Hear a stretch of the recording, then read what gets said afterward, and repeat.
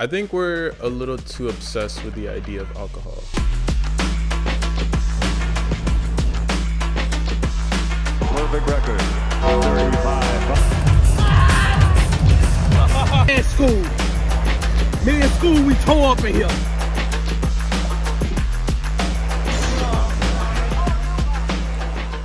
Okay, don't drinking and driving. But if I'm drunk and I need to get home, on my mama, I'm gonna lock in. Alcohol has always been a staple around the world for as long as humans were humans, really, with each country sporting their own traditional form of booze respectively. Japan has its famous sake, Ireland is known for its whiskey, Cuba for its rum, Germans for its beer, and America, well, we're known for pretty much drinking whatever we can get our hands on, so much so as having had to ban our own drunkenness for society's perceived benefit. But from overconsumption of alcohol to the outright banning of it to the now overexposure of it, we as a society have somehow devolved into this toxic abuse culture of alcohol consumption where people now base their entire personalities off their favorite brand of tequila. I'm not even gonna sit up here and act all high and righteous. I'll be the first to admit that I probably will never turn down a night out with some drinks involved, and I'm not ashamed to say that I've wilded out on more than a few occasions in my life. But the levels of indulgence that I've witnessed in the 2020s borderline rivals addiction. And trying to find the reason as to why that is has puzzled me over the last few years. But doing some research and seeing how the culture of alcohol that was once subjected to middle-aged, middle-life crisis adults to now being pushed to a whole new generation of younger and younger than the one that came before it. When done in moderation, alcohol can be a beautiful thing, something used to slightly amplify feelings and suppress your egregiously loud conscious mind to actually allow for you to enjoy the moment at hand. But when exploited to the levels that we are seeing now, where alcohol is being treated as a necessity to have fun and abused to the point of leading us to make life-changing or potentially life-ending decisions, is where we need to step back as a society to get a better understanding of how we got here, why this continues to happen, and most importantly, who is benefiting from this and how do we stop it. So before we get to the idea of alcoholism, I think it's important that we first understand what alcohol is, its history, and how it affects us mentally.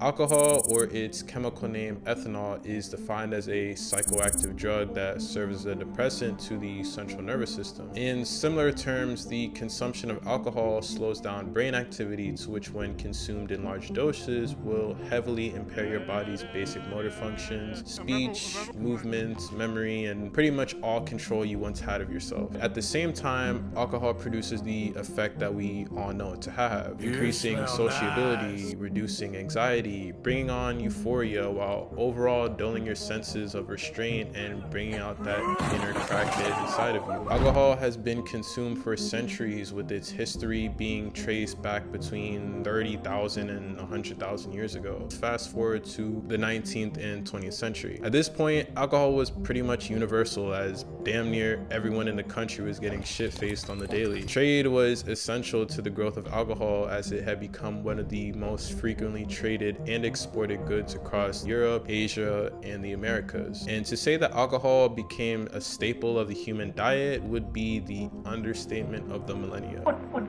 the harm in one or two little drinks? But you can't stop with one or two, Joe. Oh, yes, I can. I'm a man.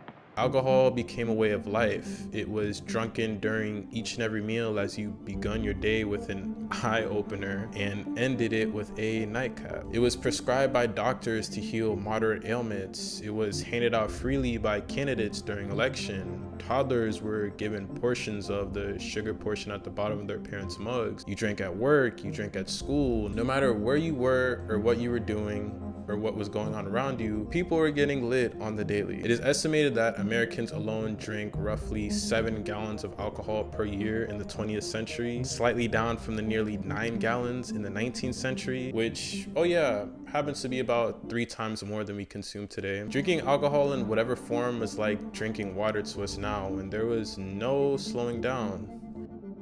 until prohibition took over. Not to go into the history of it too much, but there basically came a time when people kind of just got fed up of the drunken state of life, as if you were alive back then, you were pretty much hammered from dawn till dusk. And obviously operating drunk like it's your permanent state means that you are probably not able to get much of the things you would need to get done. Movement after movement, protest after protest eventually led to the widespread banning of selling or consuming alcohol across America. And for nearly 13 years, the practice was punishable by law. But eventually people got tired of that, and soon enough alcohol was back in business like it never left. So fast forward to the 21st century now, and while thankfully, the consumption of alcohol has drastically reduced, the business that is alcohol consumption and production has only continued to skyrocket. According to the Spirits of America, alcohol is responsible for roughly 1.65% of the US economy, while being valued at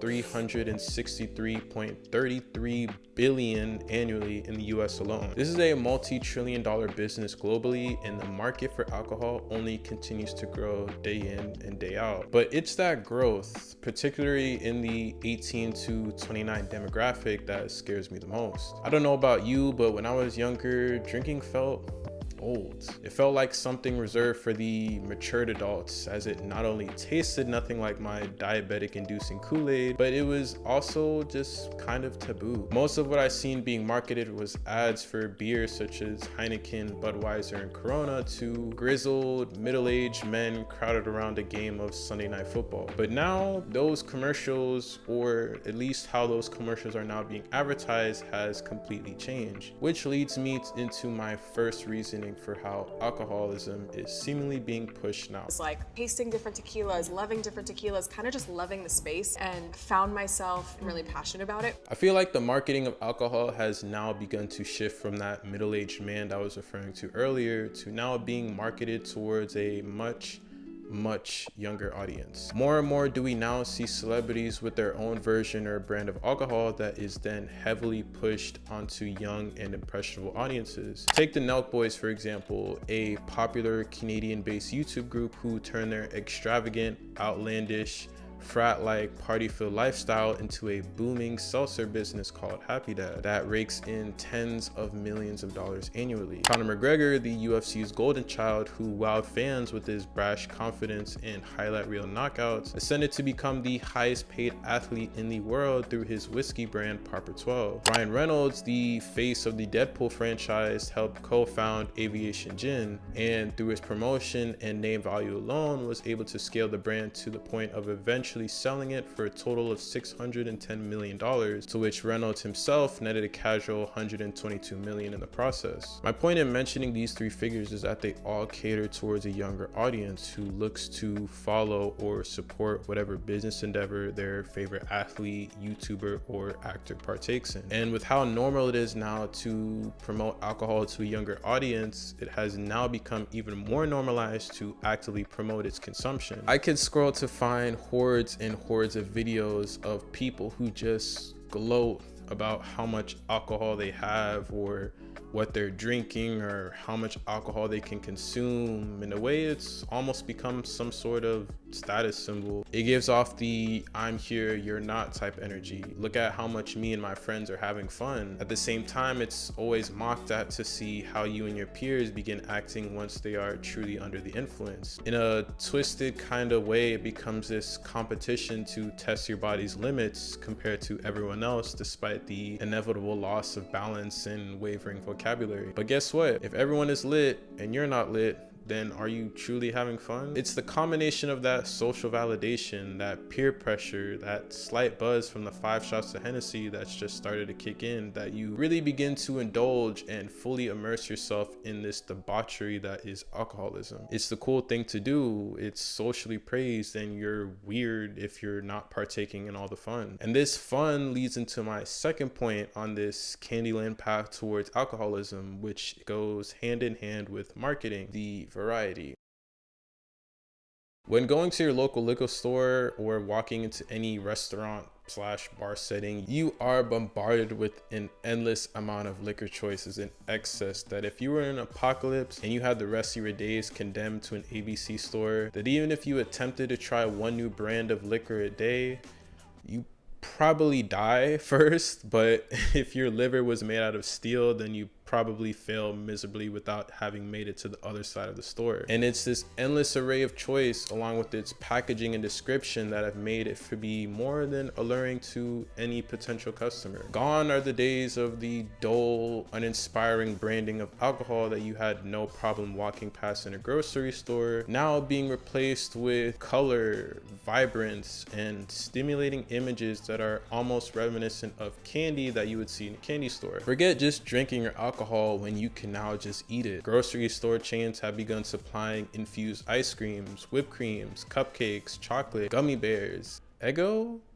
Sipping cream? Okay, I kind of gotta try that. And just about anything we almost universally love to eat. Alcohol bottles have changed to make it more resemble a kid's Halloween decoration more than an actual adult beverage. The flavor itself has begun to lose its maturity, with it being flavored after Minute Maid, donuts, Lucky Charms, fucking bacon, and nacho cheese, Doritos. Corporations in opposing fields have taken notice of this shift in marketing and variety, as is evident in Popeyes earlier this year announcing its Don Julio chicken, and Arby's releasing a line of vodka inspired by their crinkle cut fries a few years ago. And further fueling that variety once again continues to be how we are choosing to market alcohol. While liquor is liquor and drinking your fair share will get you there, you'll notice that certain types of alcohol are pushed further in a certain direction depending on the age range or gender. For example, the longest time in media, drinking a glass of wine was reserved for women taking a break from reality and taking the time to indulge yourself. Beer is pushed towards men past their 30s looking to relax and kick their feet up after a long day at work. Whiskey and scotch are for those in their 50s and 60s who have an experienced enough palate to be able to enjoy the purity and bitterness in every sip. Tequila and vodka are reserved for the younger crowd looking to let loose and have a great time at whatever function they are attending. It's not by chance, but rather by design that companies look to hone in on a specific demographic to further drive profit by catering to a specific market. And that's why when I'm at any party function, it's rare to see anyone supplying glasses of wine or offering the fucking Johnny Walker. And the growing variety and accessibility of these brands has led for my generation to become a walking billboard for whatever brand they prefer. And this hyper focus on drinking and what it does to our bodies has led to the most grim aspect of this video and one of the most detrimental causes of alcoholism: the lack of awareness. Addiction is a monster,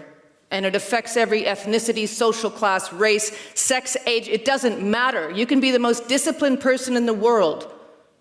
When it gets you, it has you. For all my fact checkers and stat lovers, let me just drop some statistics on your head real quick. The CDC outlines excessive alcohol use as the leading preventable cause of death in the United States, with about 178,000 people dying from excessive drinking per year. The World Health Organization reports that 2.7 million people die each year due to some contribution of alcohol, accounting for 4.7% of deaths. The World Health Organization also estimates that 400 million people worldwide live with alcohol use disorders, with 209 million of them suffering from alcohol dependence. NIH states that among people who die by suicide, alcohol disorders impact roughly 28 million Americans, and it's the second most common mental disorder and involved in roughly 1 in 4 deaths by suicide. The amount of preventable deaths that this drug has caused over the years is a call for concern and further proves the need to bring awareness to something so preventable. I can't even begin to tell you how many times I've scrolled social media or watched clips of the news to see some drunk driver plowing through the other side of the highway, ending the lives of several innocent people. You see, depending on the person,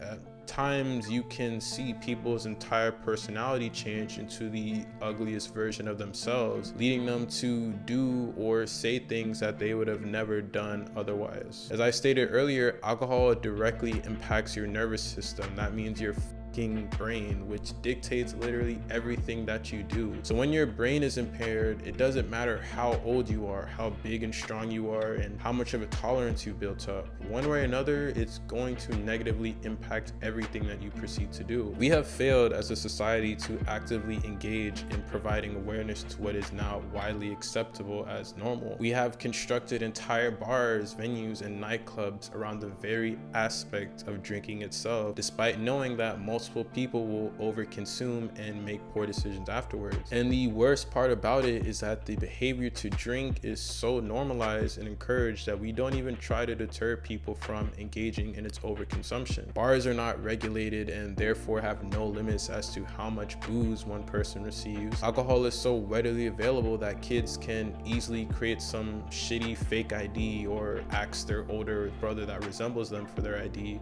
to gain access. Companies continue to leverage celebrity endorsements to push an agenda of a fun time, knowing the power that these celebrities wield. But it's the lack of warning, the effort to make people aware of the impacts that have largely dragged behind. Cigarettes, for example, have done an excellent job at warding off people who were next in line to follow their parents' footsteps. Cigarettes back then used to be extremely popular, with generations of smokers getting younger and younger. But once scientists and medical professionals started seeing the adverse effects that cigarettes had, they made sure that the public was aware of the risks being taken. I can think of no better example than those anti-smoking commercials of the 2000s. I had family that actively smoked cigarettes around me, which definitely had me wanting to experience it when I got older. But best believe when I seen Roosevelt with that big ass scar across his chest and Terry with the gaping hole in her throat, their stories and her voice made me never want to touch a cigarette in my life. And unfortunately, we have now replaced cigarettes with inhaling metals and chemicals into our lungs in the form of vapes, which is another story for another day. And these impacts aren't always immediate. Someone doesn't have to die or be to see its effects. This overconsumption and unhealthy tolerance leads to ailments such as liver disease, cardiovascular disease, dementia, hepatitis, MBD, and so many more. This is a problem that has been going on for years, decades, hell, centuries now. But the revenue, the profit margins, the business that is alcohol, I guess is too important to ignore to try to save the lives of those truly unaware of the consequences.